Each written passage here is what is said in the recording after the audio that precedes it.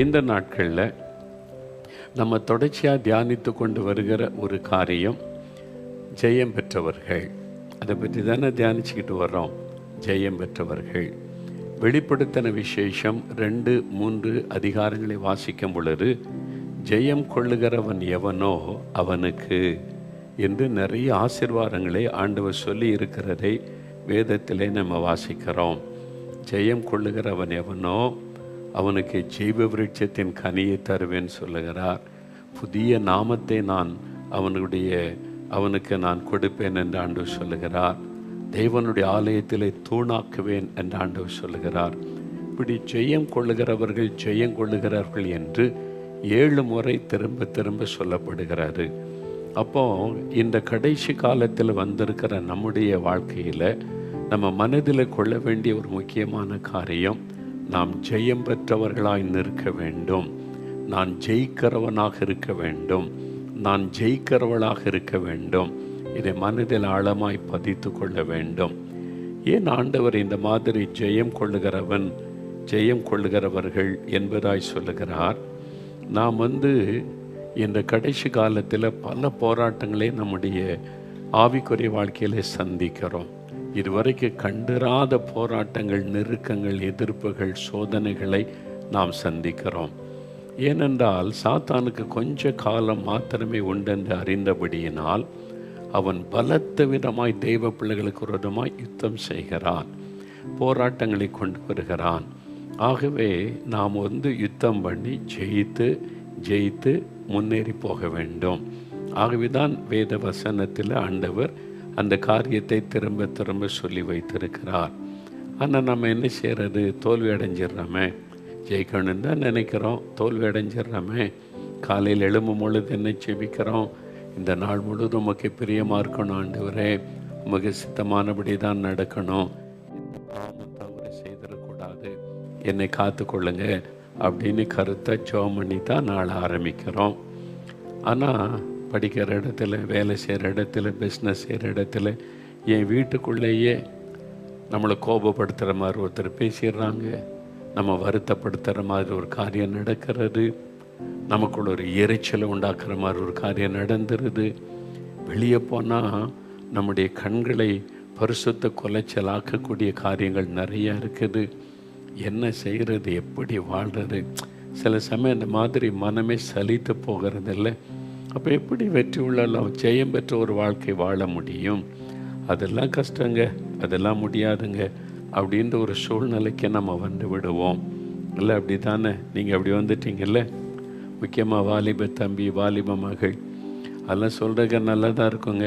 பரிசுத்தமாக வாழணும், ஜெயிக்கணும், மேற்கொள்ளணும், சோதனையில் விழுந்துடக்கூடாது, நீங்கள் ஜெயித்து பரிசுத்தத்தை காத்து கொள்ளணும்னு சொல்லி ப்ராக்டிக்கலாக பார்த்தா தானே தெரியும் உங்களுக்கு இது எவ்வளோ கஷ்டம்.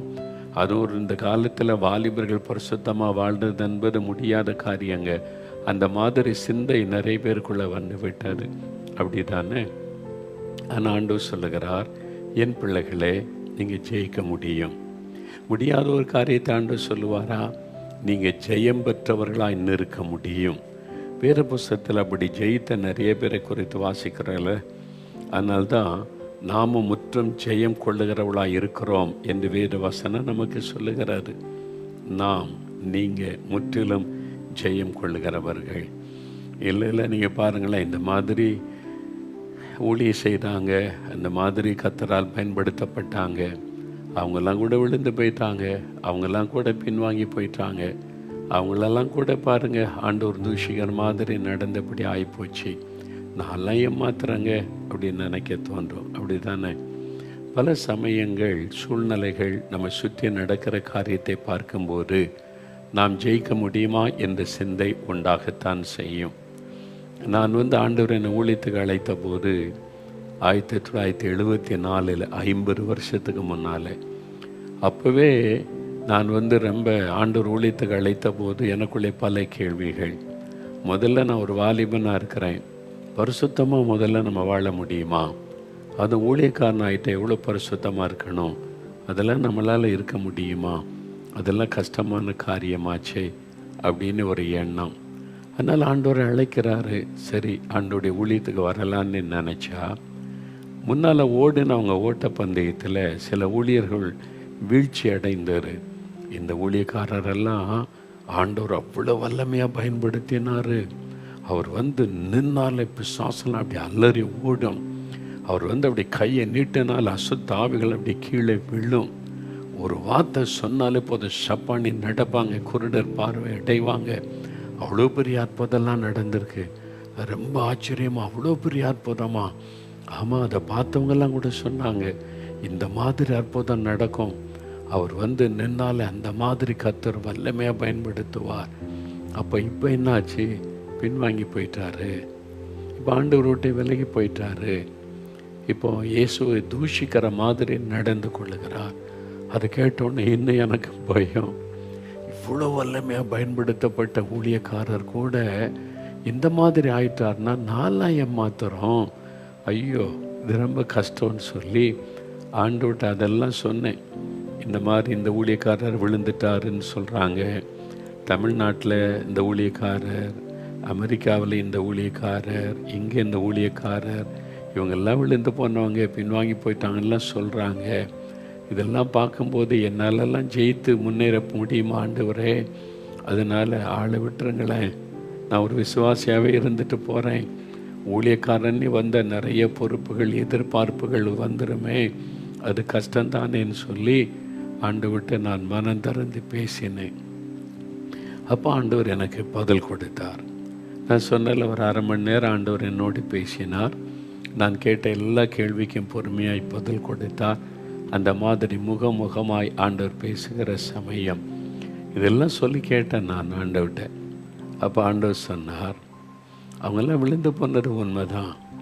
ஆனால் இந்த ஓட்டப்பந்தயத்தில் ஓடின ஆயிரக்கணக்கான ஊழியக்காரங்க இருக்கிறாங்க. அதில் ஒரு சிலர் விழுந்து போனாங்க. ஆனால் வெற்றியோடு ஓடி முடித்தவங்க பெரும் கூட்டம் இருக்கிறாங்க. ஆனால் மேகம் போன்ற இத்தனை திரளான சாட்சி நம்மை சூழ்ந்து நிற்கிறது. அதை நினைத்து பாரு. இந்த ஊழியக்காரனை பாரு, வெற்றியோடு ஓடி முடித்தாங்க. இந்த ஊழியக்காரனை பாரு, வெற்றியோட ஜெயத்தோடு ஓடி முடித்தாங்க. இந்த மிஷினரியுடைய வாழ்க்கையை பாரு, வெற்றியோடு ஓடி முடித்து சாதித்தாங்க. இப்படி எத்தனை பேர் இருக்கிறாங்க. நீ விழுந்து போகிற 1-2 பேரை பார்த்து கொண்டு இருக்கிற. சரி, நீ பஸ்ஸில் ஏறி பிரயாணப்படுறாமா? ஒரு பஸ் விபத்துக்குள்ளாகி போச்சு, நீ பஸ்ஸில் ஏறாமல் இருப்பியா? நீ விபத்துக்குள்ளான பஸ் 1-2 ஆகும். அதையே பார்க்குற, ஓடுற பஸ்ஸை பாரு. அதே மாதிரி தான் 1-2 பேர் பின்வாங்கி போயிருக்கலாம். 1-2 பேர் அப்படி பிசாசுக்கும் மாம்சத்துக்கு இடம் கொடுத்து விலகி போயிருக்கலாம். ஆனால் பெரும்பாலானவர்கள் ஜெயம் பெற்று சாதித்து வந்திருக்கிறாங்களே, அதை பாருன்னு சொன்னார். உண்மைதானே? அதை யோசித்த உடனே எனக்குள்ள தைரியம் வந்தது. ஆமாம், எவ்வளோ பேர் வெற்றியோடு ஓடி முடிச்சிருக்கிறாங்க. அதனால் எனக்கும் ஆண்டவர் கிருபை தருவார். என் பலத்தினால் அல்ல, நீங்கள் என்னை பலப்படுத்தி என்னை ஜெயங்கொடுத்த நடத்துவீங்க. அந்த விசுவாசத்தோடு உங்களை விசுவாசித்து நான் வர்றேன். நான் சொன்ன ஆண்டவர்கிட்ட, என்னை விசுவாசித்து என்னை நம்பி நான் ஊழியத்துக்கு வரல. நான் ரொம்ப பலவீனம் உள்ளவன், குறைவுள்ளவன், ரொம்ப சென்சிட்டிவ். யாரும் குறைச்சி பரிகாசம் பண்ணி பேசினாலே டவுன் ஆகிடுவேன் நான். அதனால் இதான் என்னுடைய சுபாவம். என் பலத்தினால் என்னால் சாதிக்க முடியாது, ஓடிலாம் முடிக்க முடியாது. உங்கள் பலத்தை நம்பி நான் வர்றேன், உங்கள் வாக்குத்தத்தத்தை விசுவாசித்து நான் வர்றேன்னு சொன்னேன். ஆண்டவர் சொன்னார், என்னை நம்பி வா, நான் உன்னை கரம் பிடித்து நடத்துவேன், நான் உன்னை கடைசி வரை தாங்கி நடத்துவேன், பயப்படாதேன்னு சொன்னார். அவருடைய கரத்தில் என் கரத்தை நான் ஒப்பு கொடுத்தேன், அவ்வளவுதான். இன்றைக்கு 50 வருஷம் கடந்து விட்டது. சில தோல்விகள், சில வீழ்ச்சிகள், சில ஏமாற்றங்கள், சில நெருக்கங்கள், சில மனசோர்வுகள் எல்லாம் வந்தது உண்மைதான். ஆனால் இன்றைக்கு ஆண்டவர் ஜெயம் கொடுத்து நிலை நிறுத்தி இருக்கிறாரில்ல. வந்த எத்தனையோ போராட்டத்தில் 1-2 தோல்விகள், அதிலெல்லாம் உருண்டு பரண்டு வந்துட்டோம். ஆனால் இன்றைக்கு தேவன் நிலை நிறுத்தி இருக்கிறாரில்ல, உங்களை நிலை நிறுத்துவார். நீங்கள் ஜெயிப்பீங்க. வாலிப தம்பி சோர்ந்து போகாத, வாலிப மகளே சோர்ந்து போகாத. ஐயோ, இவ்வளோ பெரிய போராட்டம் எப்படி ஜெயிக்கிறது நினைக்காத. உனக்கு ஜெயம் கொடுக்க ஆண்டவர் துணைன்னு இருக்கிறார். அவர் சிலுவையிலே வெற்றி சிறந்தார் என்று வேதத்தில் பார்க்குறோம்ல. அவர் எதுக்கு வெற்றி சிறக்கணும்? அவர் தான் வானத்தையும் பூமி உண்டாக்கின சர்வ வல்லமுள்ள தேவன் ஆயிட்டே. அவர்கிட்டலாம் யார் யுத்தம் பண்ணி ஜெயிக்க முடியும்? அவர் எதுக்கு யுத்தம் பண்ணி ஜெயிக்கணும்? உங்களுக்கும் எனக்கும் ஜெயம் கொடுப்பதற்குத்தான் அவர் ஜெயம் எடுத்தார். அதனால் அந்த ஆண்டவர் இயேசு கூட இருக்கிறதுனால ஒன்றும் பயப்படாதங்க, நீங்கள் ஜெயத்தோடு கூட முன்னேறி போவீங்க. அப்போ இப்படி வெற்றியோடு கூட ஓடி முடித்த தானியேலை பாருங்கள், ஷாத்ரக் மேஷக் ஆபேத்நேகோவை பாருங்கள், நீங்கள் யோசேப்பை பாருங்கள், யோசுவாவை பாருங்கள். ஏதோ 1-2 சாலமோன் மாதிரி பின்வாங்கி போன ஆட்கள் இருக்கும். சில சமயத்தில் சிம்சன் மாதிரி விழுந்து போனவங்க இருப்பாங்க. ஆனால் அவர் கூட திரும்ப எழும்பிட்டார்ல, ஆண்டவர் எழும்பி ஜெயம் கொடுத்த நடத்திட்டார்ல. அதனால் நீங்கள் இப்போ விழுந்து கிடக்கலாம், சிம்சோனை திரும்ப தூக்கி நிறுத்தின ஆண்டவர் உங்களோடு பேசுகிறார். நீ ஓடலாம், நீ ஜெயிக்கலாம். படுத்து கிடக்காத, அப்படியே இடறிட்ட, அவ்வளோதான், எலும்பு, ஓடு, நீ ஜெயிக்க முடியும். முடிவில் நீ வெற்றியோடு போய் நிற்ப. அதுதான் ஆண்டவர் எதிர்பார்ப்பு.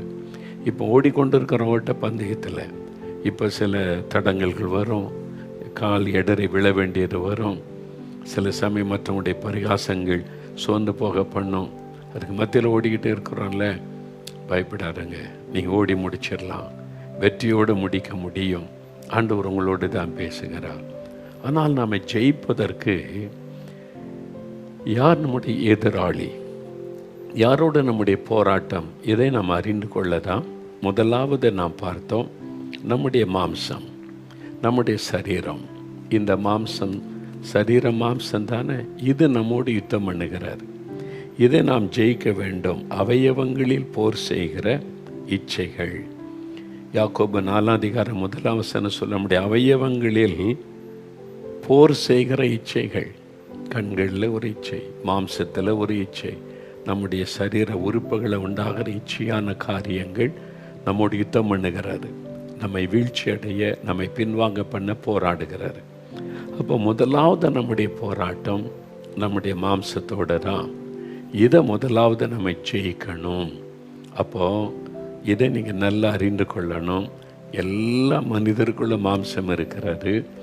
நீங்கள் வெளியிலேருந்து வரக்கூடிய எதிராளியாகிய சத்துருவை, பிசாசை நீங்கள் பார்த்து கொண்டா இருக்காதுங்க. அதுவும் ஒன்று தான், உலகம், மாமிசம், பிசாசு. அதில் முதலாவது எதிரி நம்முடைய மாம்சம்தான்.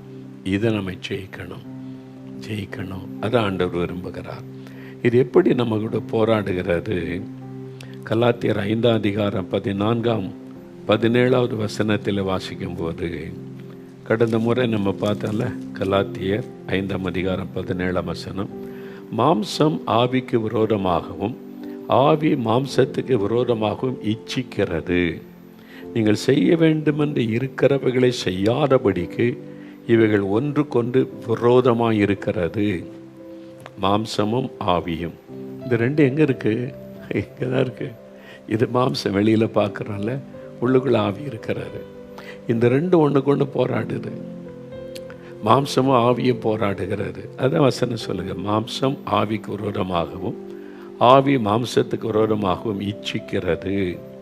அதனால விரோதமான ஒரு போராட்டம் நம்முடைய சரீரத்தில் நடக்கிறது. இதைத்தான் நம்ம புரிந்து கொள்ளணும். நமக்குள்ள இருக்கிற மாம்சம் ஆவிக்கு விரோதமாய் போராடி யுத்தம் பண்ணுகிறது. அதனால தான் இந்த மாம்சத்தின் கிரியைகள், ஒர்க்ஸ் ஆஃப் த ஃப்ளஷ், இந்த மாம்சத்தின் கிரியைகள் இருக்குதுல்ல, அதை நம்ம மேற்கொள்ளணும். இந்த மாம்சத்தின் கிரியைகளை குறித்து கலாத்தியர் 5:19 21 வரைக்கும் பாருங்களேன். மாம்சத்தின் கிரியைகள் 262 பக்கம் புதிய ஏற்பாட்டில் 19 21 வரைக்கும் மாம்சத்தின் கிரியைகள் வெளியரங்கமாக இருக்கின்றன. அவையாவன விபச்சாரம், வேசித்தனம், அசுத்தம், காமவிகாரம், விக்கிரக ஆராதனை, பில்லிசூனியம், பகைகள், விரோதங்கள், வைராக்கியங்கள், கோபங்கள், சண்டைகள், பிரிவினைகள், மார்க்க பேதங்கள், பொறாமைகள், கொலைகள், வெறிகள், களியாட்டுகள் முதலானவைகளே. இப்படிப்பட்டவைகளை செய்கிறவர்கள் தேவனுடைய ராஜ்யத்தை சுதந்தரிப்பதில்லை என்று முன்னே நான் சொன்னது போல இப்பொழுதும் உங்களுக்கு சொல்லுகிறேன். இல்லை, இந்த மாம்சத்தின் கிரியைகள் என்னென்னலாம் பார்த்தீங்களா? கோபம், எரிச்சல், விபச்சாரம், வேசித்தனம், அசுத்தம், காமவிகாரம், பொறாமை, கொலைகள், வெறிகள், களியாட்டுகள், பார்த்தீங்களா? வைராக்கியம், கோபம், பகைகள், இதெல்லாம் பாருங்கள் நம்முடைய மாம்சத்திலிருந்து வெளிப்படக்கூடிய பாவக்கிரியைகள். இவைகளை நம்ம ஜெயிக்கணும். கோபம் வருது, திடீர்னு எரிச்சல் வருது, இச்சை நமக்குள்ளே உண்டாகிறது, கண்களின் இச்சை, மாமிசத்தின் இச்சைகள், பெருமை உண்டாகுது, பொறாமை உண்டாகுது. இப்படி நிறைய காரியங்களை, மாம்சத்தின் கிரியைகளை வேத வசனத்தில் ஆவியானவர் எழுதி வைத்திருக்கிறார். அப்போ இந்த மாம்சத்தின் கிரியைகள் நம்முடைய சரீரத்தில் எழும்பி போராடுகிறது, நமக்கு விரோதமாக யுத்தம் பண்ணுகிறது, நம்மை பாவத்துக்குள்ளாக்க, பாவத்துக்கு அடிமையாக்க, பாவ கரைகளை நமக்குள்ளே உண்டாக்கி நம்முடைய சமாதானத்தை கெடுக்க இந்த இச்சைகள் போராடுகிறது. மாம்சம் நமக்கு விரோதமாக யுத்தம் பண்ணுகிறது. இதை ஜெயிக்க முடியுமா? முடியும். அதனால தான் ஆண்டவர் சொல்லுகிறார், நீங்கள் ஜெயிக்க முடியும். நீங்கள் இந்த மாம்சத்தை முதலாவது ஜெயிச்சிட்டிங்கன்னா அதன் பிறகு ஈஸியாக உங்களுக்கு எதிராய் வரக்கூடிய உலகத்தின் காரியங்கள், சாத்தானுடைய காரியங்களை ஜெயித்து விட முடியும். அதனால தான் முதலாவது நீங்கள் மாம்சத்தில் கிரியை செய்கிற, அவயவங்களிலிருந்து போராடுகிற இந்த பாவ காரியங்களை நம்ம ஜெயிக்கணும். அப்போ அதை எப்படிங்க ஜெயிக்கிறது அப்படின்னு நினச்சிங்கன்னா, ஒரு காரியத்தை தெளிவாக நீங்கள் அறிந்து கொண்டால் உங்களுக்கு ஈஸியாக புரியும். பரிசுத்த அதில் ரோமர்களின் நிருபம், பரிசுத்த பவுல் ரோமர்களின் நிருபம் 8ஆம் அதிகாரம் 5 முதல் 10 வசனத்தை பாருங்கள். இந்த மாம்சமும் ஆவி எப்படி போராடுகிறது என்பதை தெளிவாக அறிந்து கொள்ளலாம். ரோமர் 8ஆம் அதிகாரம் 5லிருந்து 10 வசனங்கள். அந்தியும் மாம்சத்தின்படி நடக்கிறவர்கள் மாம்சத்துக்குரியவைகளை சிந்திக்கிறார்கள், ஆவியின்படி நடக்கிறவர்கள் ஆவிக்குரியவைகளை சிந்திக்கிறார்கள். இதை நல்ல கவனிங்க. மாம்சம் ஆவி எப்படி போராடுகிறது, யுத்தம் பண்ணுகிறது என்றால், மாம்சத்தின்படி நடக்கிறவர்கள், இந்த மாம்சம் விரும்புகிறபடி, மனது விரும்புகிறபடி, கண்கள் இச்சித்தபடி, மாம்சம் விரும்பினபடி நடக்கிறவர்கள். இல்லை நீங்கள் போ அப்படின்னா தான் நடத்தப்படும். இதை பாரு, இதை செய், இந்த வயசில் அனுபவிக்காமல் எப்போ அனுபவிக்கிறது? நீ என்ன இப்போ சாமியாரா? இப்போ உனக்கு வயசு என்ன 70 ஆகி போச்சு, இதை அனுபவிக்க வேண்டிய வயசு. அது மாதிரி கேட்டு கேட்டு கேட்டு இந்த மாம்சம் அது விருப்பப்படி செய்ய நம்மை தூண்டும். நீ போய் இதை பாரு, முதல்ல இதெல்லாம் அனுபவி, ஜபம் பரிசுத்தெல்லாம் அப்புறம் பார்த்து கொள்ளலாம், நீ இப்போ இதை அனுபவிக்க வேண்டிய வயசு, போய் அனுபவி, ஆண்டு விட்ட வேணா மன்னிப்பு கேட்டுக்கலாம் போ அப்படின்னு சொல்லி அந்த மாம்சம் நம்மை தூண்டும். மாம்சத்தின் கிரியைகள் நமக்குள்ளிருந்து செயல்பட்டு ஆவிக்கு விரோதமாக அது கிரியை செய்யும். அதான் பார்க்கிறோம். மாம்சத்தின்படி நடக்கிறவர்கள் மாம்சத்துக்குரியவைகளை சிந்திக்கிறார்கள். அப்போ மாம்சத்தின்படி நடத்தப்படுறவங்க சிந்தனையும் மாம்சத்துக்குரியதாகவே இருக்கும். சிந்தை கரப்ட் ஆகிரும், சிந்தனையில் ஒரு கரப்ஷன் உண்டாகிறோம், பாதிப்பு உண்டாகிறோம், அதில் ஒரு பாவக்கரை வந்துவிடும். அப்போ அந்த சிந்தனையில் தான் முதல்ல அவன் கிரியை செய்து நம்முடைய மாம்சத்தை இயக்குகிறான், பொருளாத பிசாசானவன். அப்போ சிந்தனையில் உண்டாகிற காரியம் தான் மாம்சத்தில் வெளிப்படுகிறது. அப்போது ஆவிக்கேற்றபடி நடக்கிறவர்கள் ஆவிக்குரியவர்களை சிந்திக்கிறார்கள். அப்போ ஆவிக்கு ஏற்றபடி பரிசுத்த ஆவியானவரால் நடத்தப்படுகிறபடி ஆவிக்குரியவர்களாய் நம்ம நடக்கும்போது ஆவிக்குரிய சிந்தை நமக்கு உண்டாகும் என்று பார்க்கிறோம். மாம்ச சிந்தை மரணம், ஆவியின் சிந்தையோ ஜீவனும் சமாதானமுமாம். இந்த மாம்ச சிந்தை மரணத்தை பிறப்பிக்கும். என்ன மரணம்? அப்போ மாம்சத்தில் ஒரு இச்சித்துட்டா செத்து போயிடுவோமா? இல்லை இல்லை, சரீரம் வெளியில் உள்ள சரீரம் சாவதல்ல, நம்முடைய ஆத்மா மரித்து விடும். தேவனோடு அப்புறம் தொடர்பு கொள்ள முடியாது, சமாதானமாக இருக்க முடியாது, சந்தோஷமாக இருக்க முடியாது. இந்த ஆத்மா மரித்து விடும். பாவத்தை நிமித்தம் அது மரித்து விட்டால் அதன் பிறகு தேவனுடைய பிரசன்னத்தில் களி கூறுவது, மகிழுவது, தேவனுடைய பேசுவது, அவருடைய குரலை கேட்பது, எந்த அனுபவமும் இல்லாமல் போய்விடும். ஒரு சவம், உயிரில்லாத ஒரு ஆள் இருந்தால் கிள்ளி பார்த்தாலும் உணர்ச்சி இருக்காது, அடித்தாலும் உணர்ச்சி இருக்காது, பேசினாலும் கேட்காது. அப்படி சவம் அப்படி சொல்கிறாங்கல்ல, அதே மாதிரி தான். அப்போ அதே மாதிரி இந்த மாம்ச சிந்தைக்கும் அதுக்கு அடிமைப்பட்டு விட்டால் ஒரு மரணம் நமக்குள்ளே வந்துவிடும், ஆவிக்குரிய மரணம் வந்துவிடும். ஆனால் ஆவியின் சிந்தையோ ஜீவனும் சமாதானமுமாம். நம்முடைய சிந்தை ஆவிக்குரிய சிந்தையாக இருக்க வேண்டும். எப்படி எனில், மாம்ச சிந்தை தேவனுக்கு விரோதமான பகை. அது தேவனுடைய நியாயப்பிரமாணத்திற்கு கீழ்ப்படியாமலும் கீழ்ப்படியக்கூடாமலும் இருக்கிறது. மாம்ச சிந்தை தேவனுக்கு விரோதமான பகை. அப்போ மாம்ச சிந்தையில் செயல்படுறவங்க தேவனுக்கு விரோதிகளாக மாறிடுறாங்க.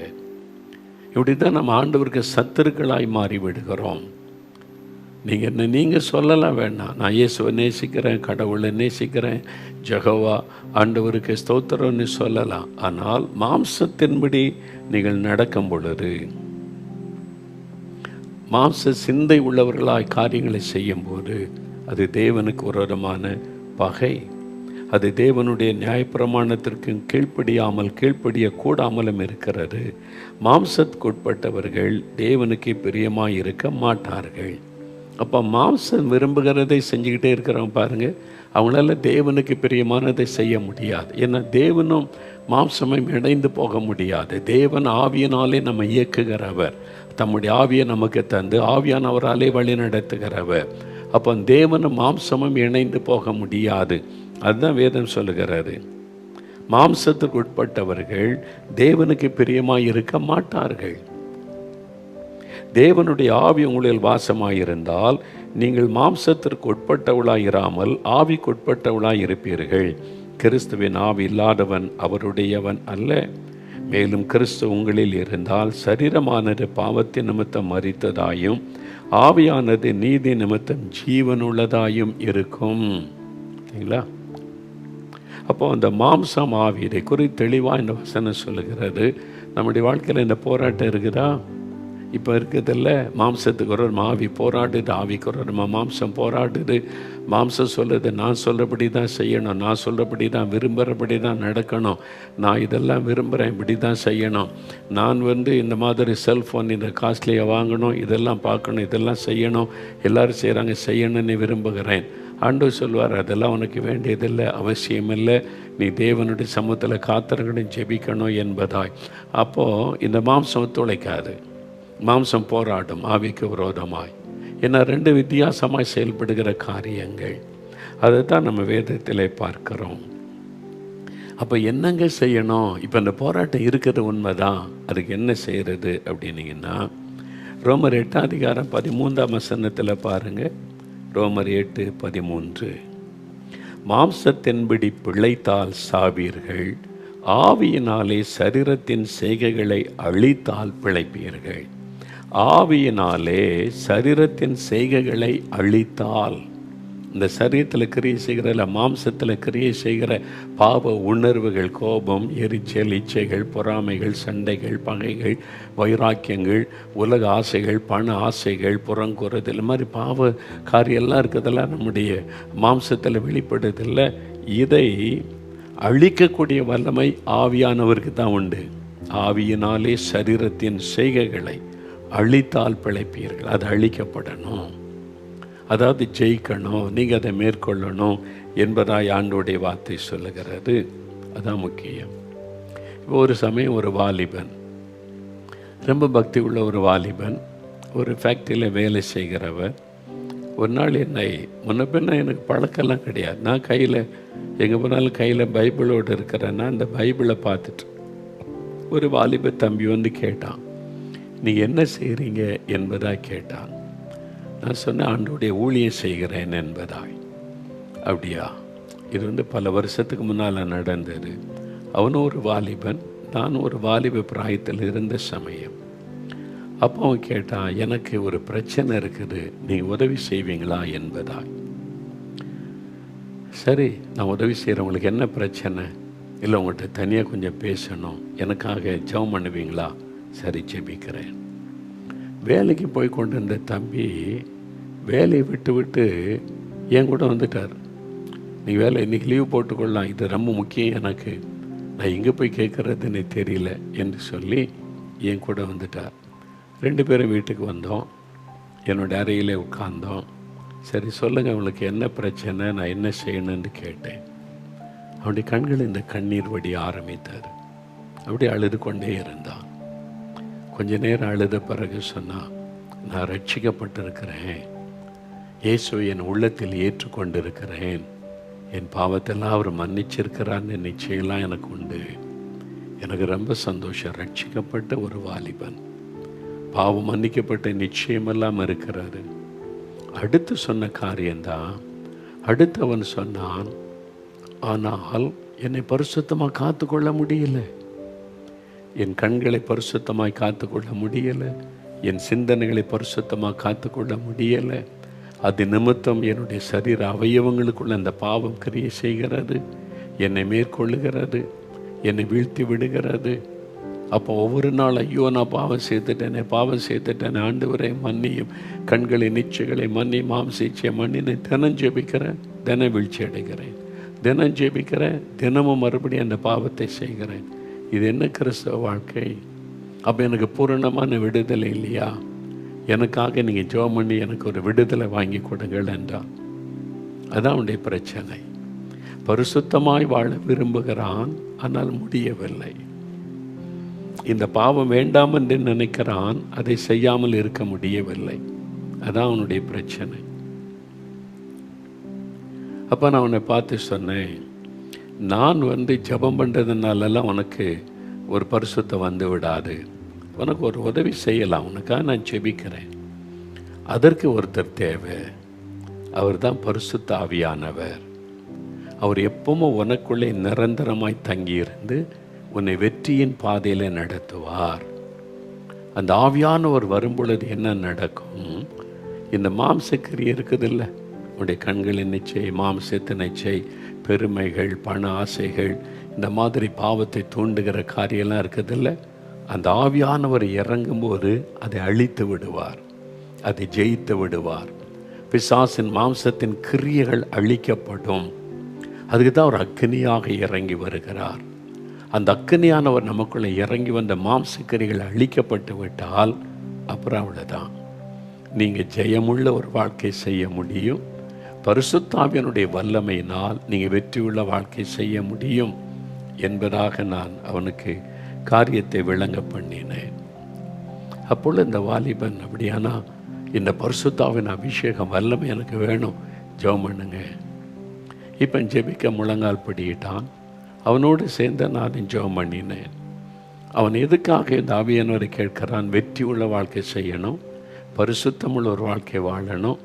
என்னால் முடியலை, எனக்கு ஆவியானுடைய உதவி வேணும். பரிசுத்த ஆவியானவர், அந்த அக்னி, அவர் எனக்கு வேணும். நோக்கம். எல்லோரும் அந்நிய பாஷை பேசுகிறாங்க, நானும் பேசணும். என்னை மட்டும் நான் அபிஷேகம் பெற்ற மாதிரி தெரில, எல்லோரும் என்ன அற்பமாக பேசுகிறாங்க. அதுக்கல்ல, பரிசுத்தமாய் வாழ, வெற்றி உள்ள வாழ்க்கை செய்ய இந்த வல்லமை எனக்கு வேணும். நோக்கம் சரியாக இருக்கணும். அவங்களாம் அந்நிய பாஷை பேசுகிறாங்க, நான் பேசாமல் இருந்த அற்பமாக நினைக்கிறாங்க. அது பெருமைக்காக கேட்பது, சுயநலத்துக்காக கேட்பது. அதனால தான் நிறைய பேர் பெற்றுக்கொள்ளாமல் இருப்பார்.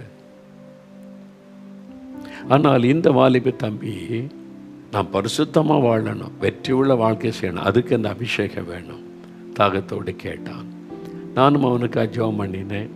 உடனே ஒரு பெரிய மாற்றம்லாம் வந்துடல. அதன் பிறகு நான் சொன்னேன், பயப்படாத, நீங்கள் தொடர்ந்து ஜெபம் பண்ணுங்க. உங்களுடைய வீட்டில் காலையில் எழும்பி ஜெபிக்கும்போது, இரவு ஜெபிக்கும்போது, இந்த பரிசுத்த ஆவியினால் நிரப்பப்படணும், இந்த வல்லமை வேணும், இந்த ஆவியானவர் எனக்குள்ளே இறங்கி மாம்சத்தின் கிரியைகளை அழிக்கணும், ஒரு வெற்றி உள்ள வாழ்க்கை எனக்கு வேணும்னு தொடர்ந்து ஜெபிங்க, ஆண்டவர் தருவார் என்று சொல்லி அனுப்பினேன். சரி என்று சொல்லிட்டு போனான். சில வாரங்கள் கழித்தார். ஒரு நாள் அவனை சந்திக்க நேர்ந்தது. தற்செயலாய் கடை தெருவில் என்னை பார்த்தோன்னே ஓடி வந்து என் கையை பிடித்து குலுக்கி மகிழ்ச்சியோடு சொன்னான், எப்படி இருக்கிறீங்க? எனக்கு அடையாளம் தெரிஞ்சிட்டு, அந்த வாலிப தம்பி, எப்படி இருக்கிறீங்க தம்பின்னு கேட்டேன். அப்போ அவன் சொன்னான், நீங்கள் சொன்னீங்கல்ல, பரிசுத்தமாய் வாழ அந்த பரிசுத்தாவின் அபிஷேகம் வல்லமை வந்தால் மாம்சத்தின் கிரியைகள் அழித்து ஒரு வெற்றி தருவார்னு சொல்லி. ஆமாம், நீங்கள் சொன்ன மாதிரியே ஜெபம் பண்ணினேன். எனக்கு அந்த வல்லமை வேணும். பரிசுத்தமாய் வாழ, நான் ஒரு வெற்றியுள்ள வாழ்க்கை செய்ய எனக்கு அந்த வல்லமை வேணும் அப்படின்னு ஆண்டவர்கிட்ட கேட்டேன். அவ்வளோதான். ஆண்டவர், நான் ரூமில் ஜெபித்து கொண்டு இருக்கும்போது ஒரு வல்லமை என் மேலே வந்து இறங்கினார். ஒரு அக்னி, ஒரு நெருப்பு பற்றி ஒரு இவரு போல வல்லமை. அப்பொழுது இந்த பாவை கிரியைகள் அழிக்கப்பட்டு, மாம்சத்தின் கிரியைகள் அழிக்கப்பட்டு, எனக்குள்ள ஒரு நல்ல ஒரு விடுதலை மாற்றத்தை உணர்ந்தேன். ஆவியில் நிரம்பி அந்நிய பாஷையில் செபிக்க ஒரு பெரிய சந்தோஷம் அப்படின்னு சொல்லி சந்தோஷமாய் சொன்னான். சரி, உங்கள்கிட்ட இன்னொரு கேள்வி கேட்கட்டுமா? சொல்லுங்க. பரிசுத்தாவின் அபிஷேகம் பெற்றுட்டீங்க. இப்போ ஆவியானவர் உங்களுக்குள்ளே இறங்கிட்டாரு, மாம்சத்தின் கிரியை அழிச்சிட்டாரு. இப்போ மறுபடியும் அந்த பாவம் செய்யணும் என்கிற சிந்தையை, பாவம் உங்களை மேற்கொண்டு இருக்குதா, பாவம் உங்களை ஜெயித்திருக்குதா, நீங்கள் தோல்வி அடைஞ்சிருக்கிறீங்களா, அல்ல இந்த பாவ போராட்டமே உங்களுக்கு வரவில்லையா என்பதாக கேட்டேன். உடனே சொன்னான், பாவ போராட்டம்லாம் வருது, அதே மாதிரி சோதனைலாம் வருது. ஆனால் இப்போ நான் தோல்வி அடைவதில்லை, நான் வீழ்ந்து போவதில்லை. உடனே ஆவியானவரை உதவிக்கு அழைக்கிறேன். ஆவியானவர் எனக்கு உதவி செய்யணும். உடனே பரிசுத்த ஆவியானவர் என்னை நிரப்புவார். அந்த சோதனைகளை மேற்கொள்ள ஜெயிக்க எனக்கு பலன் தருகிறார். இதுதான் ஆண்டவர் சொன்னார். போராட்டம் இருக்குது, அதே பாவ போராட்டம் வருது, பாவ சோதனை வருது, பாவத்தின் நெருக்கம் வருது, மாம்சத்தில் இச்சையை தூண்டுகிற காரியெல்லாம் நடக்குது.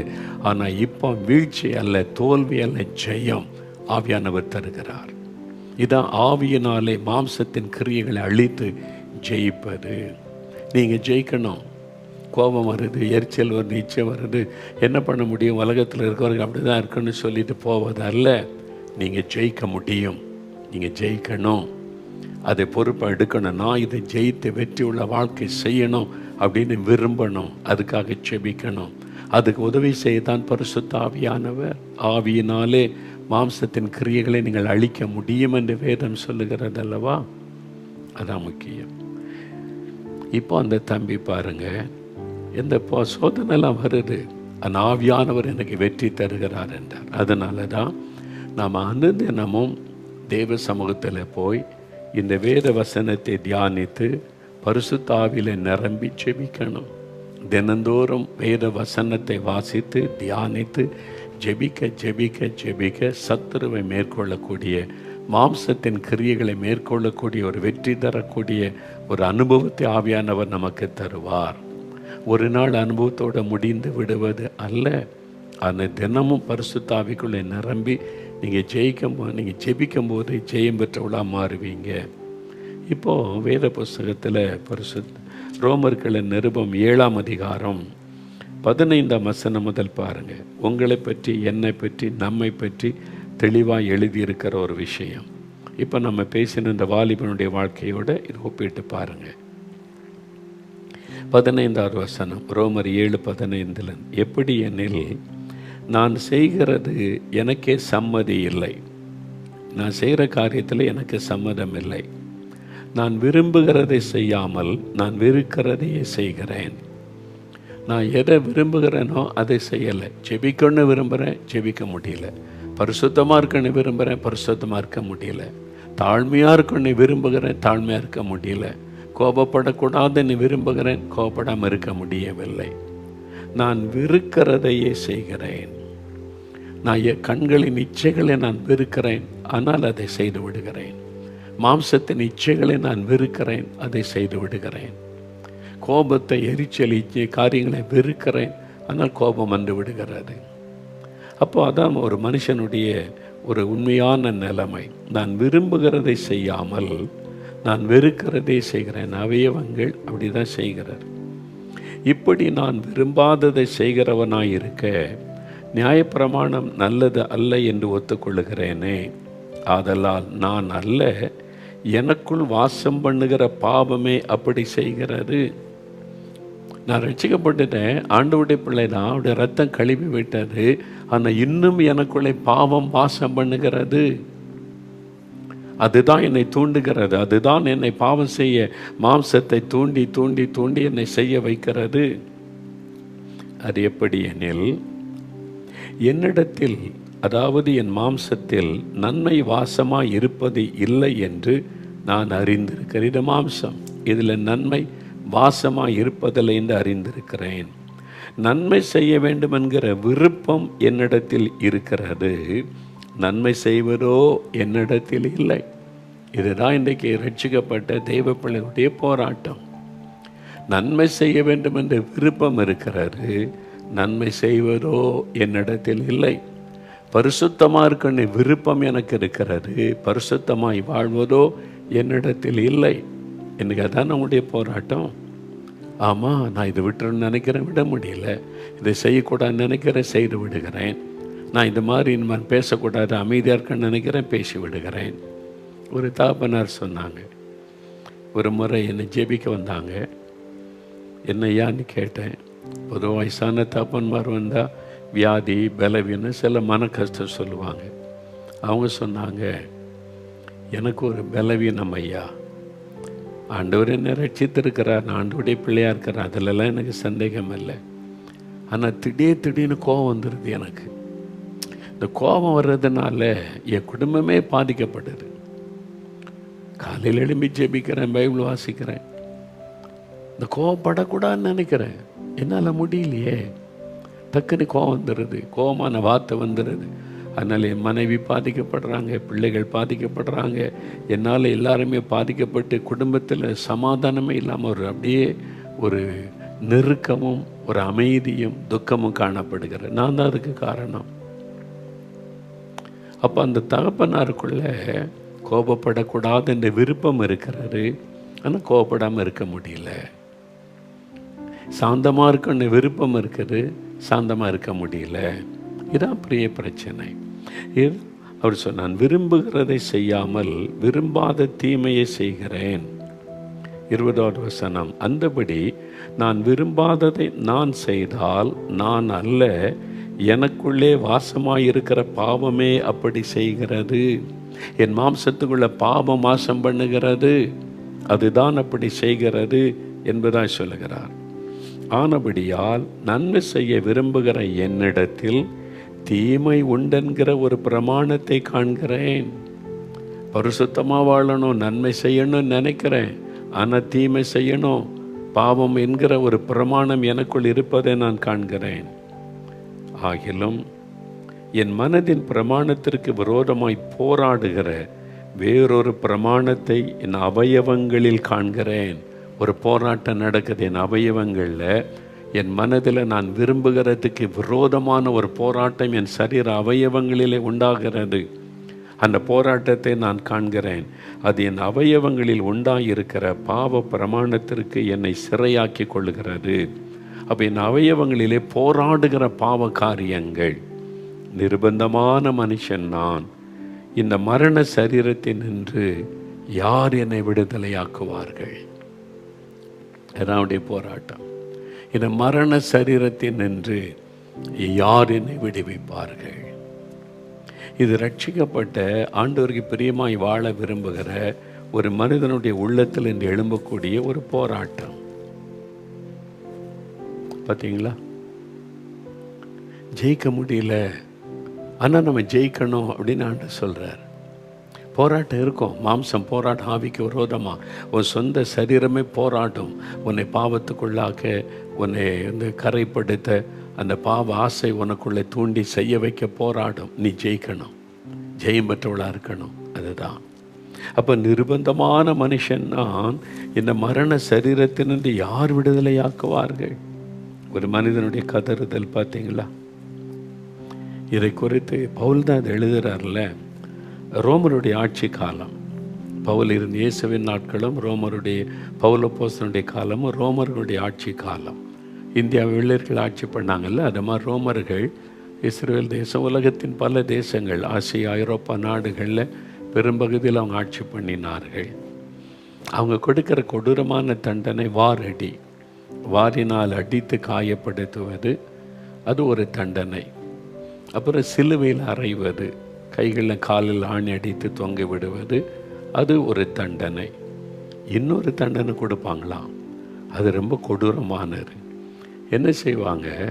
இந்த மனிதன் அரசாங்கத்துக்கு விரோதமாக பாவம் செய்துட்டான், கொடிதான ஒரு பாவம் செய்துட்டான் அப்படின்னா அவனுக்கு ஒரு தண்டனை. என்ன தண்டனைன்னு சொன்னால், மரித்து போன ஒரு சவம், உயிரற்ற ஒரு சவத்தை அவனுடைய முதுகலை வைத்து அந்த உடம்போடு இணைச்சிருவாங்க. அதாவது யோசித்து பாருங்கள், ஒரு பிணம் செத்து போயிட்டான், உயிர் இல்லை. பிணத்தை கொண்டு வந்து உங்கள் முதுகலை வச்சு தலையோட தலை, கையோட கை, காலோட கால் வச்சு வர முடிய பிணைச்சிருவாங்க. அதை எப்படி செய்வாங்கன்னு தெரியல, ஆனால் இணைச்சிருவாங்க. அது என்ன டேப்பு போடுவாங்களோ, கம்பினால் கட்டுவாங்களோ, ஏதோ ஒரு விதத்தில் இணைச்சிருவாங்க. இணைச்சி வெளியே விட்டுருவாங்களாம். போ, இவன் ஒரு பிணத்தை சுமந்து கொண்டு அலைவான், ஒரு சரீரத்தை சுமந்து கொண்டு அலைவான். இவனை பார்த்து மக்கள் பரிதபிப்பாங்க, அவனை பார்த்து பயப்படுவாங்க. நம்மளும் பாவம் செஞ்சால் இப்படி தான் தண்டனை கிடைக்கும்னு. அவனுக்கு யாரும் உதவி செய்ய முடியாது. அவனை காப்பாற்ற அரசாங்கம் கொடுத்திருக்கிற தண்டனை, ரோம் அரசாங்கம் கொடுக்கிற கொடிய தண்டனை.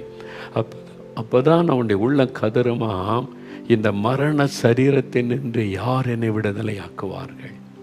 ஒரு மரண சரீரத்தை நான் சுமந்து கொண்டு அலைகிறேனே. நீங்கள் யோசித்து பாருங்கள், அந்த மரண சரீரத்தில் தொலைவு இருக்கிற புழுக்கள் கொஞ்ச நேரத்தில் தோன்றி அந்த புழுக்கள் அந்த உடம்பை அரிக்கும் பொழுது இவனுடைய உடம்புக்குள்ளே அந்த புழு துளைக்க ஆரம்பிக்கும்.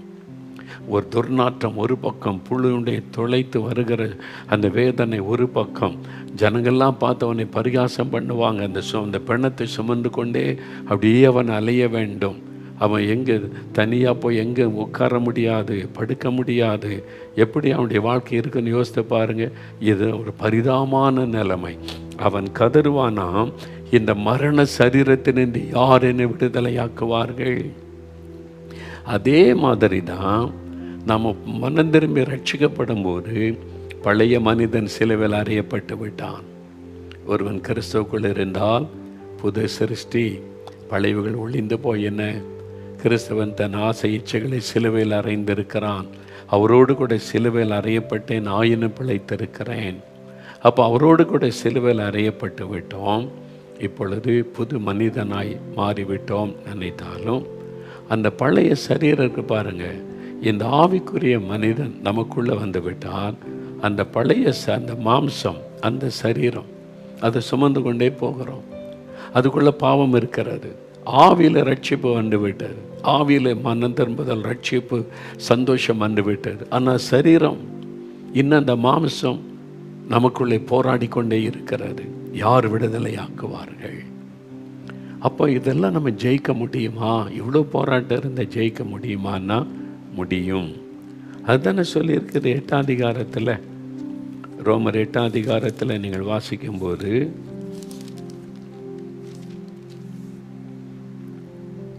2வது வசனம், கிறிஸ்து இயேசுவினாலே ஜீவனுடைய ஆவியின் பிரமாணம் என்னை பாவம் மரணம் என்பவைகளின் பிரமாணத்தினின்று விடுதலையாக்கிற்றே. எனக்கு விடுதலை கிடைத்து விட்டார். அந்த மாம்ச சரீரத்தில் இந்த விடுதலை, அந்த பழைய மனிதன், பழைய மாம்சம், நான் சிலுவையில் அறைய ஒப்பு கொடுத்தேனே, இந்த பழைய மாம்சம், அந்த பழைய பாவங்கள், இச்சைகள், கோபங்கள், எரிச்சல்கள், வைராக்கியங்கள், சண்டைகள், பகைகள், மார்க்க பேதங்கள், விக்கிரக ஆராதனை, ஆணவம், இது போன்ற பாவத்தெல்லாம் இருந்த பழைய சரீரத்தை சுமந்து கொண்டு இருந்தல்ல, அதிலிருந்து ஒரு விடுதலை ஆவியானவர் கொடுத்து விட்டார். அதுக்கு தான் பரிசுத்த ஆவியானுடைய வல்லமை. அவர் இல்லாமல் நம்ம ஜெயிக்க முடியாது. அவர் இல்லாமல் இதெல்லாம் மீறி நம்ம வெற்றியுள்ள வாழ்க்கை செய்ய முடியாது, பரிசுத்தமுள்ள வாழ்க்கை செய்ய முடியாது. அதனால் தான் ஆவியினாலே சரீரத்தின் செய்கைகள் அழிக்கப்பட வேண்டும் என்று வேதம் சொல்லுகிறது. அதனால் தான் அந்த தம்பி பாருங்க, ஜெபம் பண்ணின போது ஆவியானுடைய வல்லமை இறங்கின உடனே அந்த பழைய மனிதன் விலகினான், இல்லாமல் போய்விட்டது.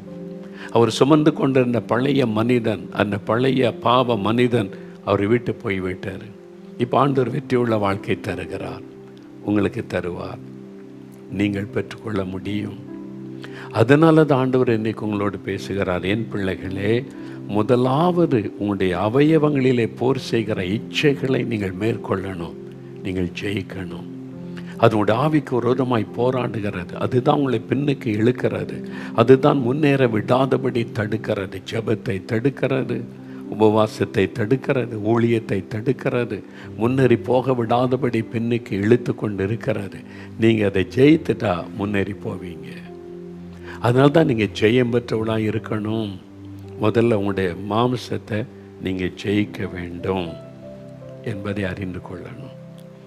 அதுக்கு என்னங்க செய்யணும்? பரிசுத்த ஆவியானுடைய வல்லமை, அந்த அபிஷேகம், ஆவியானுடைய நிறைவை நம்ம நிரம்ப பெற்றுக்கொள்ள வேண்டும். அது மாத்திரம் எப்பொழுதும் பரிசுத்த ஆவியினால் நிறைந்திருங்கள். நம்ம ஒரு நேரம் அபிஷேகம் பெற்றோம், அதோடு முடிந்து விட்டது என்பதல்ல. ஆல்வேஸ் எப்பொழுதும் பரிசுத்த ஆவியினால் நிறைந்திருக்கணும். எபேசியர் 1 அதிகாரத்தில் நாம் வாசிக்க முடியும். எபேசியர்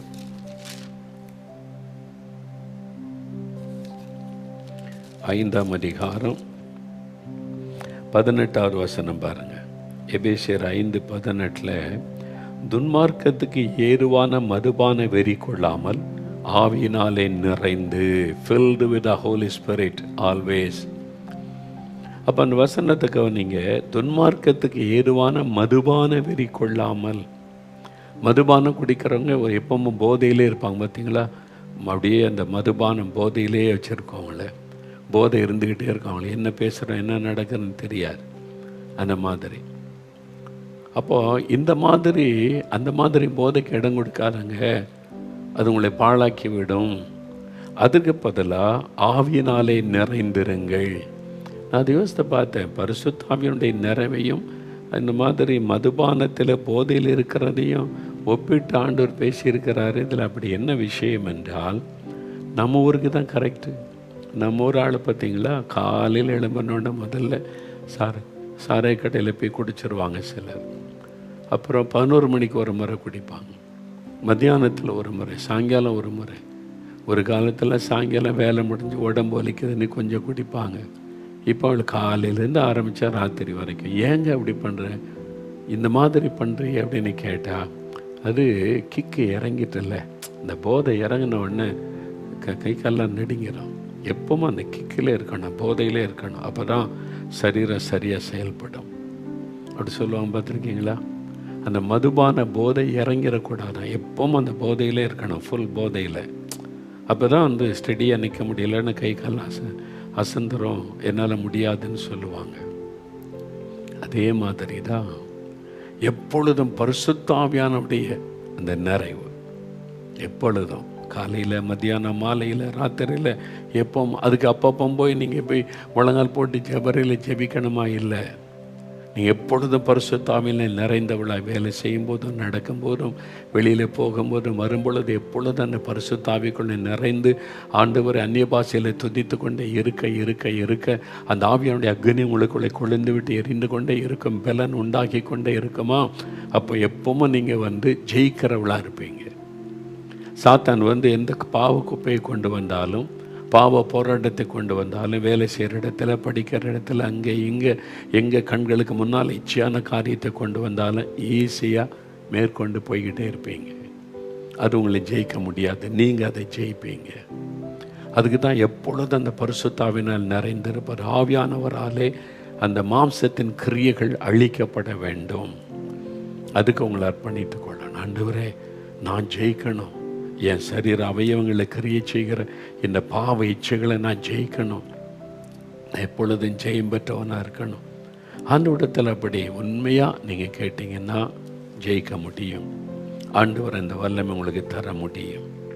1ஆம் நூற்றாண்டிலே ஒரு பக்தன் இருந்தார், அகஸ்டீன் என்று சொல்லக்கூடிய ஒரு மனிதனுடைய தாயார் நல்ல செபிக்கிறவங்க, ஆண்டவரை பற்றி சொன்னாங்க. ஆனால் இவர் வாலிப வயசில் மனம் போல அலைஞ்சார். எல்லா பாவமும் உண்டு, குடி, எல்லா விதமான உலக பாவங்கள்லாம் உண்டு. இஷ்டப்படி வாழ்ந்தார். கண்கள் இச்சித்த ஒன்றையும் விட்டு வைக்கலை, மாம்ச விரும்பின ஒன்றையும் விட்டு வைக்கலை, எல்லாத்தையும் அனுபவி அப்படின்ற மாதிரி வாழ்ந்துட்டார். இப்போ சமாதானம் இல்லை, அவருடைய வாழ்க்கையில் நிம்மதி இழந்துட்டார். அவருடைய தாயார் அவருக்காய் கண்ணீரோடு ஜெபித்த ஜெபத்தை கேட்டு ஒரு நாள் ஆண்டவர் இவரை ரட்சித்தார். இவர் ரட்சித்த பிறகு அவருக்குள்ள பாவம் மன்னிக்கப்பட்ட சமாதானம் வந்து விட்டது. ஆனால் அடுத்து என்ன பிரச்சனை, எந்த பாவத்தை விட்டு வந்தாரோ அது மறுபடியும் மறுபடியும் வந்து தாக்குகிறது, மறுபடியும் மறுபடியும் போராடுகிறது, அந்த பாவத்துக்குள்ளுக்க போராடுகிறது. இவரால் மாம்சத்தை ஜெயிக்க முடியல, ரொம்ப கஷ்டப்பட்டார். அதனால் பார்த்தார், மக்களோடு வசித்தாதானே இந்த மாம்ச போராட்டம்லாம் வருது. எங்கேயாவது போய் ஆசிரமத்தில் தனியாக காட்டுக்குள்ள உட்காந்துடலாம், அப்படிலாம் போய் தனியாக போய் உட்காந்து பார்த்தார். ஆட்கள் யாரையும் பார்க்கக்கூடாது, ஜனங்களே சந்திக்கக்கூடாது, அப்படியே இருக்கணும் இருந்து பார்த்தார். அப்பவும் சிந்தனை அவரை வாட்டி வதைத்தது, மாம்ச உணர்வுகள் மேற்கொண்டது. இது மாதிரிலாம் பிரயாசப்பட்டும் ஒன்றும் நடக்கலை. மாம்ச பிரயாசம் தானாக பிரயாசப்பட்டு எல்லாம் செய்தோம். கடைசியில் ரொம்ப மனம் சோர்ந்து போய் ஒரு மரத்தடியில் போய் எண்ணிப்பா தன்னை குறித்து நினைத்து அப்படியே துக்கத்தோடு படுத்தார். நான் பரிசுத்தமாக தான் நான் வாழ விரும்புகிறேன், என்னால் முடியலையே. என் மாம்சத்தில் உண்டாகிற ஆசைகள் இந்த பாவ சோதனை மேற்கொள்ள முடியலையே என்பதாக யோசித்தாராம். அப்போ நினைச்சாராம், பரிசுத்தமாலாம் வாழ முடியாது, இந்த பாவ உணர்வுகளை ஜெயிக்க முடியாது, அவ்வளோதான் என்பதாய் நினைத்தாராம். அந்த நேரம் ஒரு சத்தம் கேட்டார், டேக் அண்ட் ரீட், எடுத்து வாசி என்கிற ஒரு சத்தம் வந்து, எடுத்து வாசி. அப்போ ரோமர் 13ஆம் அதிகாரம் 11, 12, 13, 14 வசனங்கள், அதாவது 12லேருந்து 14 வசனங்கள், 12, 13, 14 வசனங்கள். ரோமர் எடுத்து வாசி. உடனே டக்குன்னு எழும்பினார். ஒரு சத்தம் கேட்டுச்சே, எடுத்து வாசி என்கிற சத்தம்.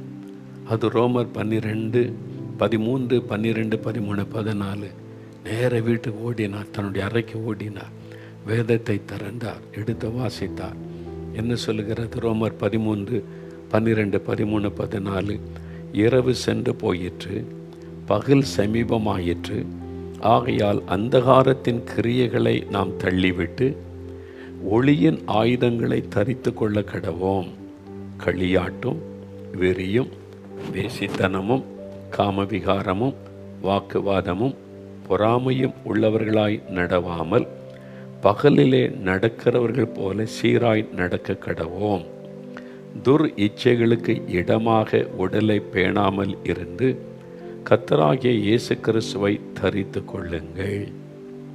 கர்த்தராகிய இயேசு கிறிஸ்துவை தரித்து கொள்ளுங்கள். அந்த வார்த்தை அவருடைய உள்ளத்தை தொட்டார். இயேசு கிறிஸ்துவை தரித்து கொள்ளுங்கள். பாருங்க, தரித்து கொள்ளன்னு சொல்ல, இந்த ட்ரெஸ்ஸை அணிஞ்சிக்க, இந்த உடையை தரித்துக்கொள். அந்த உடையை அணிந்து கொள்வதுதான் தரித்துக்கொள். இந்த உடையை தரித்துக்கொள்னு சொல்லுவாங்கல்ல. இயேசு கிறிஸ்துவை தரித்து கொள்ளுங்கள, இயேசுவை அணிந்து கொள்ளுங்க. இயேசுக்கிற ஒரு ட்ரெஸ்ஸை போல இயேசுவை உடுத்தி கொள்ளுங்கள் என்பதாக. துர் இச்சைகளுக்கு இடமாக உடலை பேணாமல் இருந்து கர்த்தராகிய இயேசு கிறிஸ்துவை தரித்து கொள்ளுங்கள். அப்போ நீங்கள் ஜெயிக்க முடியும் என்பதான வார்த்தை வெளிப்பட்டார். உடனே அவர் ஆண்டோடைய பாத்தில் விழுந்து, இயேசுவே உம்மை நான் தரித்து கொள்ளுகிறேன். என் வாழ்க்கை முழுவதும் நீங்கள் தான். என் கண்கள், சிந்தனைகள், எண்ணங்கள், பார்வை, பேச்சு, என் கைகள், கால்கள் எல்லாம் இயேசு இயேசு இயேசுவுக்காக நீர் என்னை முழுமையாக ஆட்கொள்ளணும். அப்போ பரிசுத்த ஆவியானவர் அவரை முழுமையாய் ஆட்கொண்டார். அந்த ஆவியானவர் நமக்குள்ளே வரும் பொழுதுதான் இயேசுவே நம்மை வந்து நிரப்புவதை உணர முடியும். அந்த நிரப்புதல் வந்த உடனே ஒரு பெரிய மாற்றம், ஜெயமுள்ள ஒரு வாழ்க்கை, பாவத்தை மேற்கொள்ளுகிற ஒரு வாழ்க்கை அவரை குறித்து சொல்லப்படுகிறது. இவ்வளவு போராட்டத்தில் இருந்தவர் பிற்காலத்தில் செயின்ட் அகஸ்டீன் என்று அழைக்கப்படக்கூடிய அளவிற்கு ஒரு பரிசுத்தமுள்ள ஒரு வாழ்க்கை வாழ்ந்தார். அவரோடு அவர் மனமாறினதை தெரியாத, அவரோட பழக்கமுள்ள முந்தின அந்த பெண்கள் ரோட்டில் பார்த்து அகஸ்டீன்னு கூப்பிட்டாங்க. காது கேளாதவர் போல் போனார். அந்த பெண் வந்து கூப்பிட்டாள், அகஸ்டீன் என்னை மறந்துட்டியா, நம்ம ஒன்றா இருந்ததெல்லாம் மறந்துட்டியான்னு கேட்டா. இல்லை மறந்துட்டேன், எனக்கு தெரியல, என்ன சொல்கிற அப்படின்னு கேட்டான். அது பழைய அகஸ்டீன், அவன் மரித்து சில வருடங்கள் ஆகிவிட்டது. இப்பொழுது நான் புதிய அகஸ்டீன். இது இயேசு, இது இயேசு, எனக்குள் இப்பொழுது இயேசு இருக்கிறார், அவரை அணிந்து கொண்டிருக்கிறேன் என்பது இப்பொழுது அந்த எண்ணமும் இல்லை, சிந்தையும் இல்லை, அதை குறித்த நோக்கமும் இல்லை என்று சொல்லிவிட்டார். பெரிய மாற்றம் உங்கள் வாழ்க்கையில் நடக்கும். இன்றைக்கு ஆண்டவரே, இந்த மாம்சத்தின் கிரியைகளை ஜெயிக்க பரிசுத்த ஆவியானவர் எனக்குள்ளே இறங்கணும். அந்த அக்னி எனக்குள் இறங்கி மாம்சத்தின் கிரியைகளை அழிக்கணும். இயேசுவை நான் அணிந்து கொள்ளணும். இயேசுவால் நான் நிரப்பப்படணும். என் பார்வை இயேசுவின் பார்வையாக மாறணும். என் சிந்தனை இயேசுவின் சிந்தையாக மாறணும். என்னுடைய நாவு இயேசுவின் நாவாய் மாறணும். என் அவயவங்கள் இயேசுவின் அவயவங்களாக மாறணும். என் ஒப்பு கொடுக்கிறேன். ஆவியானவர் இப்படி ஆட்கொள்ளட்டன்னு அந்த ஆவியானவர் ஆட்கொண்டு விட்டால் அவ்வளோதான், மாம்ச கிரியைகள் அழிக்கப்படும். நீங்கள் வெற்றி உள்ள ஒரு வாழ்க்கை இன்று முதல் வாழுவீங்க. இப்போ அதற்காக ஜெபிக்க போகிறோம். விசுவாசிக்கிறீங்களா? விசுவாசத்தோடு இப்போ என் கூட சேர்ந்து ஜெபிக்கிறீங்களா? ஆண்டவரே, நானும் பாவத்தை ஜெயிக்கணும். என்னை மேற்கொள்ளுகிற இந்த பாவம் என் சரீரத்தை மேற்கொண்டு மாம்ச இச்சையை தூண்டி என்னை ஜெயிக்கிற இந்த பாவங்களை நான் ஜெயிக்கணும். இந்த மாம்சத்தின் இச்சைகளை நான் ஜெயிக்கணும். ஆண்டவரே, நான் வெற்றி உள்ள ஒரு கிறிஸ்தவனாய் வாழணும். இப்போ அதற்கு முன்னாடி அபிஷேகம் வல்லமை எனக்கு வேணும். இப்போ நீங்கள் ஜெபம் பண்ணுங்க. அந்த ஆவியானுடைய வல்லமை உங்களை நிரப்ப போகிறது. ஜெயம் உள்ளவர்களாய் மாற்ற போகிறது. அப்படியே ஜெபம் பண்ணுங்க. கண்களை மூடி ஜெபிங்க. முடிந்தால் முழங்கால் படியிட்டு கொள்ளுங்க. சில நிமிட நேரம் நான் கருத்தாக ஜெபம் பண்ணுங்க. வாயை திறந்த ஆண்டவரே, நான் முற்றிலும் ஜெயம் கொள்ளுகிறவனாய் இருக்க வேண்டும். இந்த மாம்சத்தின் செயல்களை கிரியைகளை நான் ஜெயிக்க வேண்டும். இந்த மாம்சத்தின் கிரியைகள் அழிக்கப்பட வேண்டும். என்னை பாவம் செய்ய தோண்டுகிற என் அவயவங்களில் கிரியை செய்கிற பாவ பிரமாணத்தின் கிரியைகள் அழிக்கப்பட வேண்டும். கண்களின் இச்சைகளை தூண்டுகிற மாம்ச இச்சைகளை தூண்டுகிற பெருமை, பொறாமை, எரிச்சல், கோபம், வைராக்கியம், பகைகள், சட்டைகள், பண ஆசை என்று என்னை தூண்டுகிற இந்த மாம்சத்தின் கிரியைகள், பாவ கிரியைகள் அழிக்கப்பட வேண்டும். இப்பொழுது பரிசுத்த ஆவியானுடைய அக்னி எனக்குள் இறங்கட்டும். ஜெபம் பண்ணு மகனை, ஜெபம் பண்ணு மகளே, வாலிப தம்பி ஜெபம் பண்ணு, வாலிப மகளே ஜெபம் பண்ணு. இப்பொழுது ஜெயம் கொடுக்கிற ஆவியானவர் உங்கள் மேலே இறங்கி கொண்டிருக்கிறார். நீங்கள் ஜெயிக்கிறவர்கள், இன்று முதல் ஜெயத்தை பார்க்கிறவர்கள், இன்று முதல் வெற்றிகளை காண்கிறவர்கள். இதோ அந்த பரிசுத்த ஆவியானுடைய அக்னி உங்கள் மேலே இறங்கி கொண்டு இருக்கிறது. கேளுங்கள். இப்பொழுது என்னை நிரப்பும், அக்னியாக என்னை மாற்றும். அந்த மாம்சத்தின் கிரியைகளை அழித்து போடுவீராக, சுட்டரித்து போடுவீராக. இப்பொழுது ஆவியானுடைய வல்லமை இறங்கட்டும். இயேசு கிறிஸ்துவை நான் அணிந்து கொள்ள வேண்டும். இயேசு கிறிஸ்துவால் நான் நிரப்பப்பட்டிருக்க வேண்டும். நிரப்புங்க ஆண்டவரே. இந்த மகனை நிரப்புங்க, இந்த மகளை நிரப்புங்க. யார் யார் ஜெபிக்கிறார்கள் ஒவ்வொருவரையும் ஆவியானவர் நிரப்பி இப்பொழுது ஆட்கொள்ளும். ஜெயம் பெற்றவர்களாக அவர்களை நிலை நிறுத்தும். மாம்சத்திலே போராடுகிற பாவ பிரமாணத்தை ஜெயிக்கிறவர்களாய் ஒவ்வொருவரை நீர் மாற்றும். ஜெயம் பெற்றவர்களாய் மாற்றும். இதோ நீர் ஜெயம் தருகிறீர், உமக்கு நன்றி. மாம்ச கிரியை அழிக்கப்படுகிறது, உமக்கு நன்றி. மாற்றங்களை நீர் உண்டாக்குகிறீர், அதற்காக உமக்கு நன்றி. இந்த நிமிஷம் முதல் மாற்றத்தை காணட்டும். உடைய வல்லமை தொட்டதற்காய் ஸ்தோத்திரம், ஸ்தோத்திரம், ஸ்தோத்திரம். இயேசு கிறிஸ்துவின் நாமத்தில் ஜெபிக்கிறோம், ஜெயம் எடுக்கிறோம் பிதாவே. ஆமேன், ஆமேன். பாருங்க, ஆண்டவர் பெரிய வெற்றி உங்களுக்கு தந்திருக்கிறார். விசுவாசிங்க. நீங்கள் ஜெயம் எடுத்திருக்கிறீங்க. இன்னும் அனுதினமும் ஜெயம் கொடுத்து நடத்துவார். நீங்கள் நம்முடைய ஜெபிக்கலாம் நிகழ்ச்சியில் எத்தனை சாட்சி பார்த்தீங்க. 45 வருஷம் மதுபானம் இல்லாமல் இருக்க முடியாது. 25 வருஷம் போதை வஸ்துகள் இல்லாமல் இருக்க முடியாது. இயேசு என்னை தொட்டு எனக்குள் வந்த அடுத்த நிமிஷம் அந்த சிந்தனையே போய்விட்டது, அந்த எண்ணமே, அந்த ஆசையே போய்விட்டது. அதே மாதிரி பாவத்தின் ஆசை உங்களை விட்டு விலக்கப்பட்டு ஒரு புதிய இருதயம், ஒரு புதிய சிந்தை, ஒரு புதிய வாழ்க்கை உங்களுக்குள்ளே, ஜெயமுள்ள ஒரு வாழ்க்கை. இதை நீங்கள் காத்து கொள்ளணும். அதுக்கு தினமும் பரிசுத்த ஆவியிலே நிரம்பி ஜெபிக்கணும். வேத வசனத்தை தியானித்து ஜெபிக்கணும். அப்போ ஜெயம் பெற்றவளாக இருப்பீங்க. ஆகவே இதனுடைய தொடர்ச்சியை நாளை தினத்தில் மறுபடியும் நாம் தியானிக்க போகிறோம். அதனால் இந்த வசனங்கள் எல்லாம் வாசிங்க. நான் சொன்ன இந்த வார்த்தைகளை வாசித்து தியானித்து ஜெபிங்க. ஆண்டவர் உங்களுக்கு ஜெயமுள்ள வாழ்க்கையை தருகிறார். ஜெயம் கொள்ளுகிறவன் எவனோ அவனுக்கு ஜீவ கிரீடத்தை தருவேன்னு சொல்லியிருக்கிறார். நீங்கள் ஜெயம் பெற்றவர்களாக இயேசுவை சந்திப்பீங்க. விசுவாசிங்க. God bless you. Amen.